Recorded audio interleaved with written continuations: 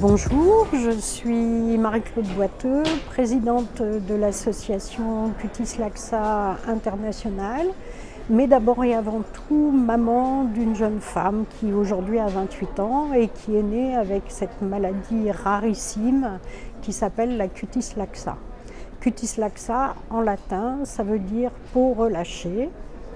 Et c'est le principal symptôme, le symptôme évident de la maladie. C'est les enfants qui naissent avec cette maladie ont un visage ridé, une peau relâchée, mais ça n'atteint pas que la peau, ça atteint aussi les organes internes. Tout ce qui, dans notre corps, a la capacité de se dilater, de se rétracter, contient des fibres élastiques. Et dans la cutis laxa, ce sont les fibres élastiques qui sont ou dégradées ou absentes complètement. Nous sommes la seule association au monde pour cette maladie et nous avons un recensement aujourd'hui de 380 malades dans le monde entier. Et il y en a une bonne quarantaine en France. Au jour d'aujourd'hui, on a 12 mutations génétiques différentes, donc 12 types différents. Selon les types, les atteintes internes sont différentes. Donc le quotidien, il va être très dépendant des atteintes internes en termes de quotidien physique. Après, il y a aussi tout le retentissement psychologique, le regard de l'autre, etc. Quand vous avez une petite fille de 5-6 ans qui a le visage d'une personne de 40 ans, vous pouvez facilement imaginer. Je ne raconterai pas tous les mots et noms d'oiseaux qu'on a pu entendre pour notre fille. Le premier objectif inscrit dans nos statuts, c'est la rupture de l'isolement des malades. Et c'est vraiment notre activité principale. On organise, quand on a les sous pour, des rencontres internationales où les malades peuvent se voir, peuvent partager du temps ensemble, s'identifier, projeter l'avenir.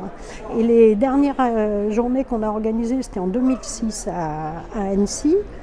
Et à la fin des journées, il y avait le papa d'un jeune garçon allemand. Et à la fin, il m'est tombé dans les bras en larmes. Je dis, mais Marcus, il me dit, je peux enfin imaginer que mon fils a un avenir. Parce qu'il y avait un monsieur de 70 ans qui a la maladie et qui s'est dit, bah oui, mon fils peut un jour avoir 70 ans, il peut devenir père, grand-père comme ce monsieur. Donc je peux enfin projeter l'avenir pour mon fils. Et du coup, ça change tout, ça change la relation père-fils, ça change tout dans la vie. Donc voilà, notre but principal, c'est ça. Je refuse absolument qu'un malade qui veut venir à ces journées ne puisse pas le faire pour des raisons financières.